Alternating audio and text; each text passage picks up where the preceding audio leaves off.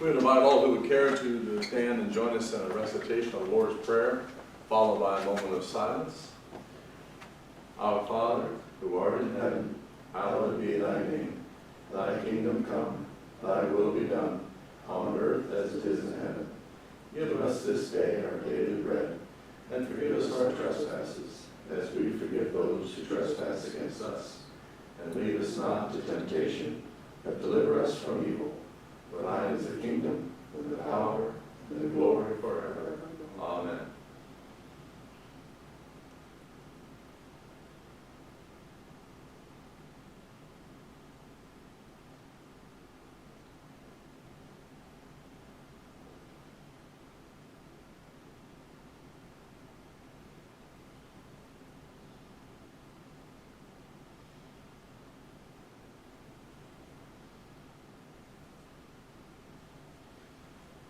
It is now 7 o'clock. Shelby City Council meeting is called to order. Please join in the Pledge of Allegiance. I pledge allegiance to the flag of the United States of America and to the republic for which it stands, one nation, under God, indivisible, with liberty and justice for all. Be seated, please. Roll call, please, Mr. Crum. Mr. Robb. Here. Mr. Roberts. Mr. Cutler. Here. Mr. Martin. Mr. McLaughlin. Here. For the record, I believe Mr. Martin had informed us last week he was going to be gone. I believe it was some family matters or something of that nature. And then we had word today that Mr. Roberts is under the weather. So those are the reasons for their absence this evening. I will now entertain a motion to dispense with the reading of the journal from January 6, 2025. So moved. Second. We have a motion by Mr. Robb and a second by Mr. Cutler to dispense with the reading of the journal from July 6, 2025. Discussion. Roll call, please. Mr. Cutler. Yay. Mr. McLaughlin. Yay. Mr. Robb. Yay. That motion passes. We now come to the time for public comment on the agenda. If anyone has any public comment they'd like to make, they can come to the podium, state their name and address, and the matter they'd like to wish to address before council.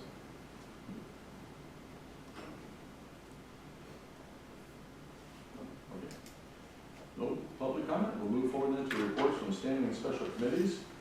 In the absence of Councilman Martin, Councilman McLaughlin will be giving the report of the Finance and Personnel Committee. Councilman McLaughlin. Thank you, Mayor. The Finance and Personnel Committee met on 14 January. If you have your packet, page 1, the general fund ending balance is $2,033,616 in cash, $1,909,317 after encumbrances. We're up to $132,535 for the year, but much of that surplus will be used to cover some large expenditures in January. Park and health funds are healthy with reasonable and planned reductions during the year. Water and sewer funds each had increases of roughly $65,000 for the year, which is good because they begin the year with fairly low balances. The electric fund expenditures exceeded revenues by about $184,000 during the year. The department is aware of this reduction and is planning to avoid it in the future. The health fund has a balance of $345,745 at the end of the month, which is right at our minimum. We will have a significant reduction in that fund during January due to heavy claims, so the finance department will adjust contributions to the fund to compensate. We will have to be very careful with this fund in the near future as we expect some continued large expenditures. Page 2. At the bottom of the page, you can see the breakout of the different income tax collections. Business tax return revenue dropped by almost $60,000, which needs to be carefully watched as it shows the local economy had a slowdown. While withholding was up by $490,000, this was due to the change in tax rate, not an increase in the salaries of our citizens. We'll have to be cautious on our appropriations when calculating our projected income tax revenue for 2025. Page 3. In the middle of the page, you will see that wages were up 3.1%, which was expected. You will also see the hospitalization fund was up 11.6%, which was an increase of $208,000. We expect a similar increase in 2025, so we need to be very careful in appropriations. Page 4. Total cash and investments was $14,715,877.93. The $1 million CD in U.S. Bank matured in January and will soon be moved to a local bank. Turning to page 5. The Suda Roush balance is up about $25,000 for the year, with an ending balance of $231,538.89. This is after numerous improvements to the room during 2025. And then last, page 6, December income tax collections were $340,094, giving a total of $5,520,301 for the year. Well, this was our second best year on record. Much of the increases from last year was due to the change in tax rate, along with the partnership with the Ohio Attorney General's office to help with collections, and a push to educate taxpayers about the need to pay quarterly estimates instead of waiting until you file. That is all I have, Mayor. Thank you, Councilman McLaughlin. I'm to Paul Harvey, page 1, page 2. Thank you for doing that report. Is there any comments or questions for Mr. McLaughlin in regard to his report? All right. I'll entertain a motion I'd like to move that the combined financial statement and the cash investment reconciliation statement located December 31, 2024 be received, placed on file, and posted to the city website. Second.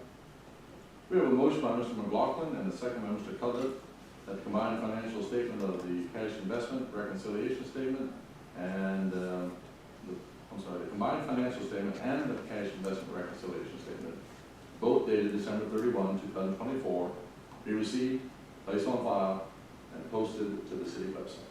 Discussion. Roll call, please. Mr. Cutler. Yay. Mr. McLaughlin. Yay. Mr. Rob. Yay. That motion passes. Now come to the Utilities and Streets Committee. Councilman McLaughlin has another report. Thank you, Mayor. Utility and Streets Committee met January 17th. I've got 4 topics to discuss. First, the AMP realignment and the wastewater treatment plant sludge dewatering project, then the end-of-year reports, and then finally appropriations. So starting off, AMP contracted resources alignment update. Back in September, the AMP, Meldal, and Greenup annual meeting, the participating AMP shareholders in the Meldal and Greenup hydro projects were informed of the potential assignment between Shelby and St. Mary's. Shareholders in the Greenup and Meldal voted to approve the assignment. And then in October, AMP legal counsel drafted assignment legislation for both communities. Both city councils approved the assignment. In December 19th of last year, AMP legal counsel notified both parties that contracted resource assignment was authorized and finalized. Shelby's shares of Meldal and Greenup hydro facilities were successfully transferred to the city of St. Mary's. January 1st of this month, the transfer was effective. Some notes of interest: total debt service removed from those contracts was $4,500,000. Concerning replacement power, so the question is what power is replacing the assigned hydro power. AEP local marginalized power, which is hourly market power, that averages $30 to $50 per megawatt. Replacing the hydro power pricing, which ranges between $60 and $300 per megawatt. And so at this point, we're entertaining possibly a 1 megawatt solar behind the meter, adding to the current solar array we have on the north end of town. Page 4, the topic of the wastewater treatment plant sludge dewatering project. The project design loan has been awarded. Received notice on December 17th. It's for the design phase of the sludge dewatering project. The loan award is $182,500. Interest rate is 0%. The term is 5 years. Our annual payments are $36,500. It covers the engineering expenses for the project design. The project kickoff meeting is slated for tomorrow, and we'll confirm the equipment specifications for bid documents. Next topic, I'm going to go over the end-of-year reports for the utility departments. First, the Service Department Division of Streets. They maintained 70 miles of streets and 20 miles of alleys, 45 tons of cold patched potholes, rebuilt 22 catch basins, cleaned all catch basins, applied 6,750 pounds of crack sealer to the streets, swept the streets, replaced numerous traffic signs, mowed and trimmed nature trails, tilled and maintained community gardens, sprayed for weeds around town at both reservoirs, collected brush and yard waste after major storms, picked up 138 Christmas trees, collected 90 dump truck loads of leaves, repaired streets and alleys with the Duro Patcher. It's 3,370 gallons of emulsion and 170 tons of stone. They mowed and maintained roads and ditches, spread 1,058 tons of salt, plowed the snow during the snow events. Then, on to the Division of Water Distribution, they repaired 35 water main breaks, installed or replaced 16 water main valves, installed 19 newer water service lines, replaced 4 fire hydrants, flushed over 800 hydrants, mowed about 900 acres, mostly at the reservoirs. Moving on to the Division of Sewer Maintenance. They jetted and cleaned sanitary sewers, installed repaired sewer laterals, maintained the sewer lift station on West Main Street, used the camera video on storm and sanitary sewer lines throughout the system, repaired, replaced catch basins, rebuilt and adjusted manhole castings, repaired broken storm water mains, repaired broken sanitary sewer main lines, responded to 24 sewer callouts, replaced and rerouted storm lines and catch basin behind the thrift store. They rerouted 175 feet of 8-inch sanitary sewer main on North Gamble Street. The work orders they completed this past year was 1,081. Moving next to the wastewater treatment plant. Total gallons of wastewater treated, 596,155,000 gallons. Average daily flow is 1.742 million gallons a day. Total rainfall measured 41.38 inches. Total screenings removed 170.64 tons. Wet tons of sludge produced 431 tons. Dry tons of sludge produced 107 tons. They disposed 27 20-yard dumpsters of dry sludge to Rumpke. Next, the water treatment plant. Total gallons of water treated, 446,760,000 gallons. Average treatment per day, 1.22 million gallons a day. Bulk water sold was 5,153,000 gallons.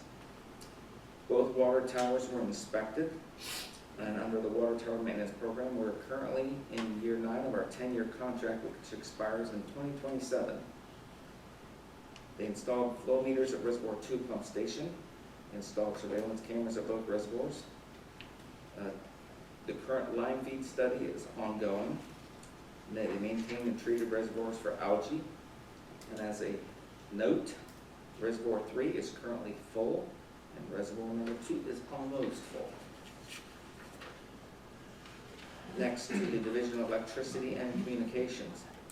They performed 1,619 service work orders, responded to 87 partial no power calls, 48 after-hour call-outs for emergency power restoration, 4 car pole accidents, provided mutual aid to Plymouth once and Shelby twice, repaired, replaced 75 street lights, repaired, replaced 7 traffic lights, repaired, replaced 5 overhead transformers, completed downtown retrofit replacement of 60 decorative lampposts, replaced 13 primary utility poles, installed new primary underground service to Lloyd Rebar, installed new primary underground service to Lynn Road, line reconduct on State Street, the Solar and Bestfield, installed new 3-phase primary service to Mickey Mart, installed new single-phase primary service to new townhomes on East Main Street, operated generators during peak power alerts, upgraded FAA aircraft warning lights at the hospital, substation maintenance for the North Side, George Hawk, and Light Plant switchgear. Utilities office. We began using the new billing software January of last year. The utilities served electric, water, and sewer. The electric meters, there's 5,203. Water meters, 3,969. The sewers billed for water usage, the meters read per month are 9,172. Overall collections, $15,264,184.27. The Shelby Helpline Share Fund financial assistance amounted to $12,700. The customers that were financially assisted were 50. And then the Salvation Army and Community Action Financial Assistant totaled $8,107, and 28 customers were financially assisted there. Finally, for the year-end report, payments made by electronic portal, by cell phone, were 1,381 payments. By the online portal, 10,655 payments. By auto pay, credit debit card, 1,107 payments. And by draft, ACH, 12,477 payments. Service work orders logged and completed were 2,700. And then finally, for appropriations, the goal is to have the requested appropriations prepared for the finance director by February 8th. That's all I have, Mr. Mayor.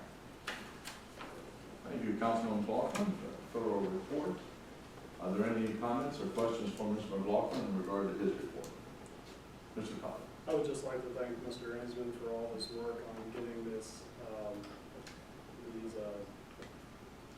AEP contracted resources done and finally over with, and that's a great thing for the city. Thank you. 100%. I don't know how many times, but pretty much every year that we kind of put in for those, and but Mr. Ansman does a great job of preparation and presentation, so yeah, thank you, Mr. Ansman. Any other comments, questions? Now we move onward to reports of city officials, the mayor's report. Since our last meeting, Ohio State became the national champions. Oh no, I'm sorry. Since our last meeting, I've been occupied with typical mayoral duties and delights. On January 7th, I presided over the Shelby City Planning Commission meeting. January the 9th, I attended by Zoom a meeting of the Community Action Commission of Erie here on the Richmond County Board, of which I am a member. January 13th, I participated in a meeting of the Community Improvement Corporation, of which I am a member. January 15th, the administration met with the International Union of Operators, 18S representatives, Unit B representatives, under mediation to seek tentative agreements.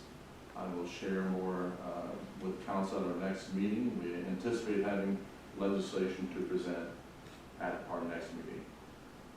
On January 16th, I presided over our monthly mayor's staff meeting. I do want to, Mr. McLaughlin noted all of the yearly activities of our city employees. I want to commend all of our city employees for their extraordinary work in these bitter days of winter. Their above and beyond efforts did not go unnoticed. The First Lady was saying, look how nice our streets are. She was dropping me off this evening. Nice and clear and dry. So it was wonderful, among other things across the city. I do want to remind our citizens of their responsibility to maintain the sidewalks abutting their properties. Clearing of snow and salting in a reasonable time frame makes travel safer for citizens of all ages. And I want to say on February the 3rd, 2025, we'll be celebrating all across the state of Ohio Charles Follis Day. Here in Shelby, we will be posting pertinent information on our city website and celebrating the life of Mr. Charles Follis, who played football, recognized as the first African-American professional football player in the United States of America. And that contract was signed right here in the city of Shelby. So we have a lot to be proud of in that regard, playing for what was later on known as the Shelby Blues in the early 1900s. I've been in contact with his great nephew, Herman Smith, who has informed me that they're going to be attaching a theme to this year's celebration of his birth which is in 1879. He was born on February 3rd. The theme will be the power of one, trying to demonstrate what a difference one person can make in so many lives, and was certainly demonstrated in the life of Charles Hollis. So that would be February the 3rd, 2025, Charles Hollis Day. All right, are there any questions from you with my report or comments? All right, if not, let's move forward to Mr. Crum, Director of Finance. Thank you, sir. It's actually a fairly busy time for my department. We have a good amount of random year-end reports for various agencies that we are filing all the time while prepping for appropriation, which started my big spreadsheet and cleared out last year's numbers, and got my beginning balances and such, so that as every department can get me their information, I can get it in, and we can have something to do. I would like to, as I was talking to Mr. Henson, as you heard with utilities, he's planning by February 8th to have his stuff to me. I'd like to be able to cover the utility side like mid-February. I could probably do as early as the 15th if we want to do that then. And then, as we've historically done, or at least the last few years, we've kind of done utilities and streets one day and then covered the other departments the following week or whatever. So that's sort of my plan as well this year. Looking forward to getting that project well underway. I also did hear back from the Ohio Auditor's Office. As I mentioned, they have decided to outsource our audit for the next few years. That contract was awarded to Julian Groove, which is an auditing firm down in Polaris that they solely do municipalities. I've worked with them in the past, so they do good work. I'm looking forward to meeting them and getting the audit underway.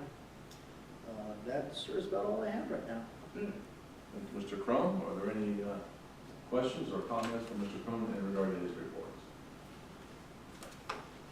Hearing none, we move forward then to Mr. Crum. Move forward to Mr. Eister, Law Director. Thank you, Mayor. Routine business from my office, no report. Thank you, sir.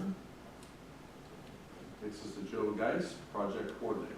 Thank you, Mayor. Just one quick thing. We did have a public hearing for ordinance 34, 2024, 6:30. It was over at 6:30 and 5 seconds. All right, thank you, Mr. Geis. Let's move forward then to new business. 2023 audit is on new business. Mr. Crum. Thank you, sir. If you recall, at the last council meeting, we discussed the health department audit.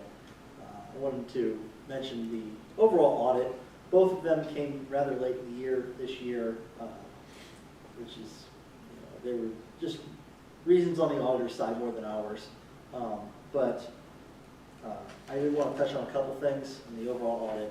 I'd like to go page by page. I think there were 100 and something pages, so if you guys want to settle in. Or I could just cover the management letter. Yeah, the mayor's already yawning. The good news is we had a clean audit. Nothing surprising. I'm not going to jail, so life is good. They did have a few notes in the management letter.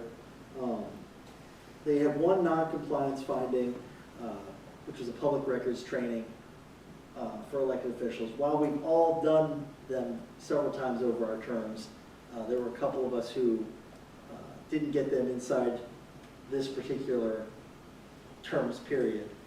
So we got dinged for that. Those have already been done, I think, in this audit period. But I have set up a reminder on my calendar to send everybody a message, a month before the end of their term, saying, hey, if you haven't done this 3-hour training, probably a good idea. And I'll probably send that out regularly, just because I do it every year, just because it's good. It's good to keep fresh. That was the most severe slap on the wrist that we got. There's no consequences per se. They just wanted to remind us. There were several recommendations. I think we've seen all of these recommendations in the past. The first one was IT related, with access essentially, for City Hall, the court, and the utility office. And mainly it's password protected, multi-factor authentication, that sort of thing. We have moved to a new IT firm last year, and they are well aware of it, and they're working towards getting this completely off of the audit. So my guess is that we will not see this again in the 2024 audit. I've made them aware of it. There was a recommendation about financial reporting, which we've also seen several times. And essentially, the accruals that the company that does our financial statements, that makes they convert our financials to generally accepted accounting principles. The way that they calculate their accruals for some of our utility charges is not how the auditor's office prefers it. And I have reminded them several times.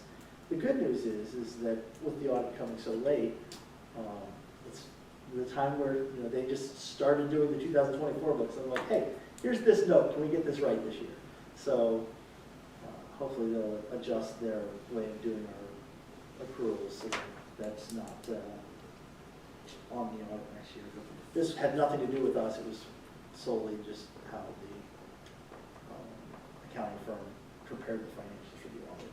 So nothing anybody in the city did wrong. The third one, the budget receipts posted to the accounting system.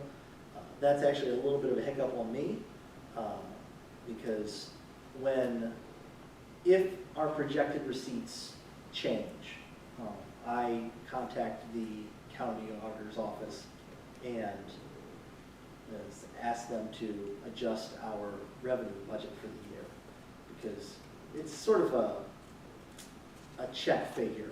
They want to make sure that okay, we do have enough money planned to come in for what we're spending. We're not allowed to spend any more than we've told them. We had some extra funds come in, and I just forgot to email the county on it, and so we got dinged on that. I won't do that again. And finally, the municipal court monthly bank reconciliations that we've seen every year forever and ever and ever. That note did come up again. The court did manage to get their difference down to a specific amount. They're reconciling the bank to the same difference every month now. I think it's $613 in one account and just shy of $2,500 in the other account. Both of which were immaterial from an audit standpoint. We worked with the judge, and as of December 31st of 2024, they made a journal entry to remove those, which the state auditor said we could do since we've done it so small. So I haven't seen their bank reconciliations for December yet, but they should even out now, and this should hopefully finally be a thing of our past. Those were the only comments that the auditor made. Everything else was shipshape. A wonderful job by especially Deputy Director Cutler working through the audit and working with the auditors through the process. So that's pretty much all I have on the audit, unless anybody has any questions. Any questions, Mr. Coe? Well, I am happy to see, of course, they're reconciling their bank accounts and have gotten things cleaned up there at this point. Hopefully, that will stay on track from now on. I agree completely. Any other comments or questions? All right. Any other new business to be brought Do to our we need a council? motion to receive that? Oh, yeah, let's do it. A motion to receive the audit report and have it placed on file. So moved. Second. We have a motion by Mr. McLaughlin and a second by Mr. Cutler to receive the 2023 audit and place on file. Discussion? Roll call, please. Mr. Cutler? Yay. Mr. McLaughlin? Yay. Mr. Rob? Yay. That motion passes. Thank you, gentlemen. Now, any other new business? Hearing none, we'll move forward to unfinished business, the future use of the Main Street Fire Station. Give you an update this evening. Mr. Geis, Ms. Gribben, and I plan to meet with Mr. Eisler this Thursday to review a draft of terms of sale document to be utilized with the sale of the old fire station. In the coming days, I will provide a letter to council officially stating this property is no longer has municipal use. I anticipate having detailed legislation to facilitate the sale of the property to you at our first meeting in February. So we're moving on the process, getting ever nearer. Any questions or concerns or comments? All right, any other unfinished business? Let's move forward to legislation. Mr. Crum. Ordinance number 34, 2024, amending section 1266.13, area and height requirements, lot size setbacks of the codified ordinances of the city of Shelby. Move for third reading. Second. We have a motion by Mr. Robb and a second by Mr. Cutler for the third reading of ordinance number 34, 2024. Discussion? Roll call, please. Mr. Cutler. Yay. Mr. McLaughlin. Yay. Mr. Robb. Yay. Ordinance number 34, 2024 passes its third reading. Move passage of the ordinance. Second. We have a motion by Mr. Robb and a second by Mr. Cutler for the passage of ordinance number 34, 2024. Discussion? Roll call, please. Mr. Cutler. Yay. Mr. McLaughlin. Yay. Mr. Robb. Yay. Ordinance number 34, 2024 passes.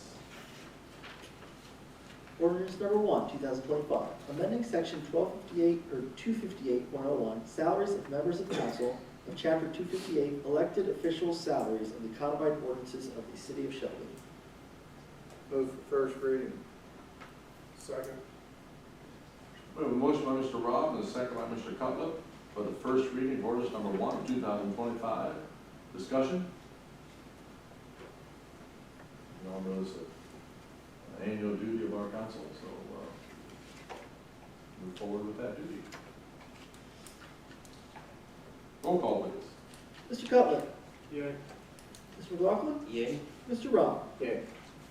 Ordinance number 1, 2025 passes its first reading. Ordinance number 2, 2025, enacting section 1296.19, solar energy systems of the codified ordinances of the city of Shelby. Move for first reading. Second. We have a motion by Mr. Robb and a second by Mr. Cutler for the first reading of ordinance number 2, 2025. Discussion? Mr. Geis. This was us catching up with our zoning code since it's passed in 91. Lots of things in technology have changed. Solar panels being one of them, so this gives more of guidelines on our residents on where we put them and meeting their, keeping with our zoning code. It also allows for some of the larger solar units for businesses if they wish to do that, so. Scott. Has Mr. Hinsman had a chance to look over this? Yes, I have. You have? Okay. And you made whatever necessary adjustments that you see fit? I did, yeah. Mr. Geis and I worked together on this language within the ordinance. Okay. Thank you. Any further discussion? Roll call, please. Mr. Cutler. Yay. Mr. McLaughlin. Yay. Mr. Robb. Yay. Ordinance number 2, 2025 passes its first reading. Ordinance number 3, 2025, enacting section 1296.20, traffic impact studies and access management policy of the codified ordinances of the city of Shelby. Move for first reading. Second. We have a motion by Mr. Robb and a second by Mr. Cutler for the first reading of ordinance number 3, 2025. Discussion? Mr. Geis. This is a document that came out of our traffic commission, we met and hired a firm who created this for us. It just gives guidance to developers on traffic and if there's going to impact our roadways and so forth, of the need of a traffic impact study. Also just gives guidelines on how we would do driveways and different things like that, so. Mr. Cutler? So I'm just curious, obviously I read through this because of the traffic commission a while back ago. I'm curious, did anything change as it went through planning? Mr. Davis? No. Okay. Further discussion? Roll call, please. Mr. Cutler? Yay. Mr. McLaughlin? Yay. Mr. Rob? Yay. Ordinance number 3, 2025 passes its first reading. Resolution number 1, 2025, approving the assessments for the demolition of a designated dwelling at 50 to 52 East Main Street and certifying said assessments to the Richland County Auditor and declaring an emergency. You get it on the table. Move to postpone, Why don't we get it on the table and then we'll, you want table? you will just put it on the, need a first and second and. Oh, okay, go. I move for passage of the resolution. Second. We have a motion by Mr. Rob and a second by Mr. Cutler, the passage of resolution number 1, 2025. Mr. Rob? Move to postpone this to the first regular meeting in February. Second.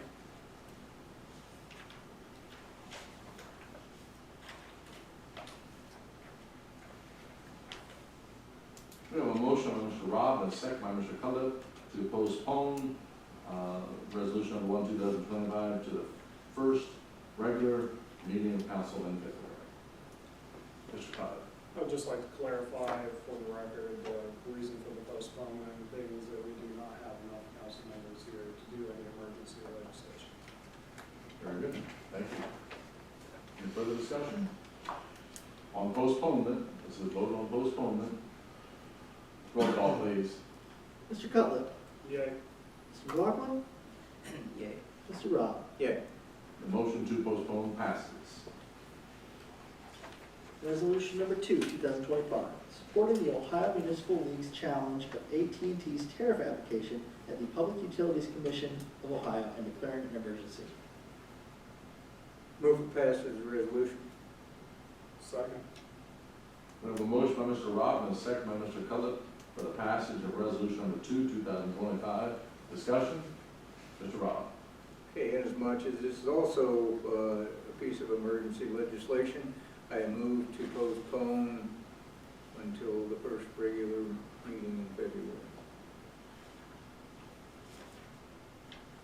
Second. We have a motion by Mr. Rob and a second by Mr. McLaughlin to postpone resolution number 2, 2025 to the first regular council meeting in February. Discussion on the motion to postpone. Roll call, please. Mr. Cutler? Yay. Mr. Martin? Or, I'm sorry, Mr. McLaughlin? Yay. Mr. Rob? Yeah. Motion to postpone passes.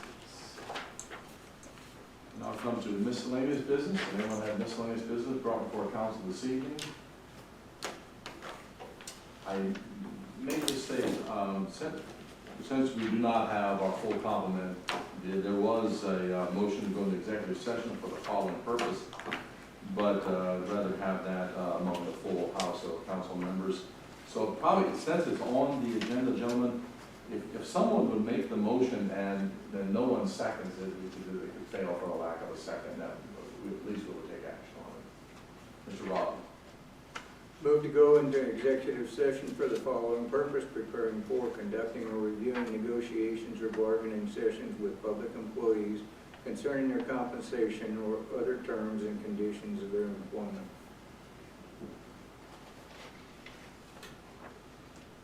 Second. A motion fails for the lack of a second.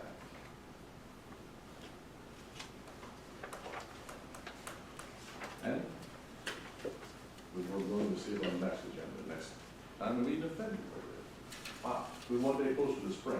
Yeah, Mr. McLaughlin. Just a question, with appropriations coming up, I know two of our council members aren't here, but do we have kind of a tentative idea of when we're gonna do those? Is it at the end of February, you think?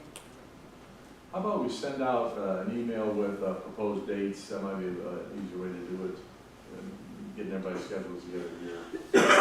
Are you okay? What is your preferred date? Are you thinking like Friday, one day, and then Saturday? Is that how we do It this? seems like we did Saturday. Yeah, Saturday. Was it Saturday? We did one Saturday and then following Saturday. In that case, I would propose we do Saturday the 15th of February and Saturday the 22nd of February. Work for Mr. Crowns. Okay. All right, we'll throw that out there and see how the two council members look, and everybody's gonna have their calendars handy, but proposing 15th and 22nd. That would work for me. Yeah. We'll send an email. I say we join email, Mr. Crum and myself. Good point.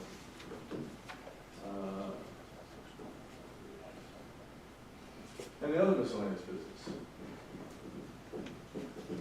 If not, Mayor, I would like to adjourn. Motion to adjourn. Second. We have a motion by Mr. McLaughlin and a second by Mr. Cutler for adjournment. Roll call, please. Mr. Cutler? Yeah. Mr. McLaughlin? Yay. Mr. Rob? Yay. Motion passes. We adjourn at 7:41. Thank you, gentlemen. What's this mean? I got